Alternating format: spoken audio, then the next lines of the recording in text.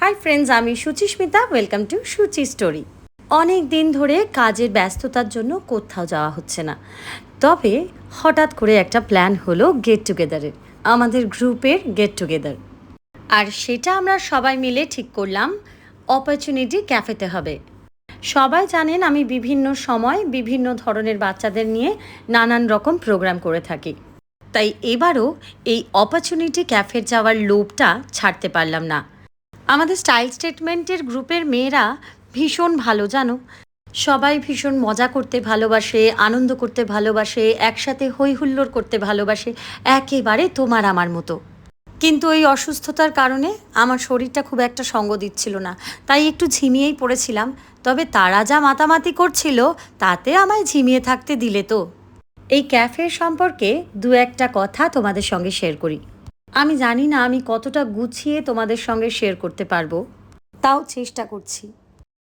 Experienced মেন্টরদের তত্ত্বাবধানে এই ক্যাফেতে ডিফারেন্টলি এবল চাইল্ডরা সবাইকে খাবার পরিবেশন করে থাকে। এক কথায় বলতে গেলে তাদেরকে স্বনির্ভর করে তোলার একটা সুন্দর প্রচেষ্টা।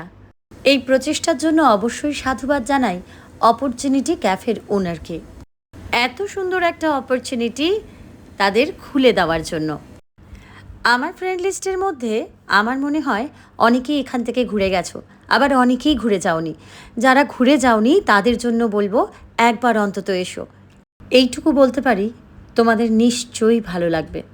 আর পাঁচটা রেস্তোরাঁর মতো যা যা খাবার পাওয়া যায় এখানেও কিন্তু প্রায় সেম ধরনের খাবারই পাওয়া যায়, এবং টেস্ট অসাধারণ।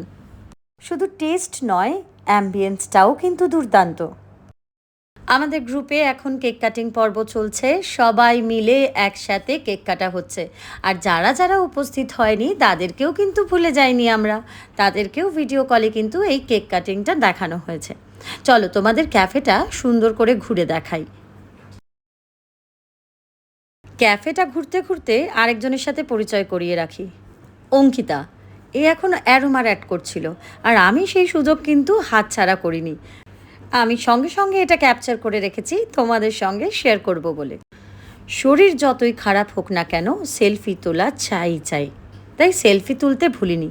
আর এখানে সাথীদি, কোয়েল সবাই মিলে ডিসাইড করা হচ্ছে আমরা কি খাবো। প্রচুর জিনিস অর্ডার করা হয়েছে, প্লেটের পর প্লেট একটার পর একটা আসতেই আছে। আচ্ছা, একটা কথা বলে রাখি, যারা অপরচুনিটি ক্যাফেতে আসতে চাইছো তারা কিভাবে আসবে। দমদম স্টেশন থেকে এটা কিন্তু একদম হাঁটা পথ, বা একটা অটো নিয়ে নিতে পারো। যাকেই বলবে হনুমান মন্দিরে নামবো, তারা হনুমান মন্দিরে নামিয়ে দেবে। ঠিক তার অপোজিটেই রয়েছে অপরচুনিটি ক্যাফে। আবার যারা নাগের বাজার থেকে আসতে চাইছো, নাগের বাজার থেকে অটো ধরে বলবে অপরচুনিটি ক্যাফে অথবা হনুমান মন্দির। এই দুটো প্রায় সেম স্টপেজ, এক পা দু পা হাঁটলেও হাঁটতে হতে পারে। এরকম যে কত প্লেট মোমো আর কত প্লেট পিৎজা উড়ে গেছে তার কিন্তু ঠিক ঠিকানা নেই, সেই হিসেবেও কেউ রাখেনি। এছাড়া ভার্জিন মই তো আরও প্রচুর খাবার দাবার তো রয়েছে।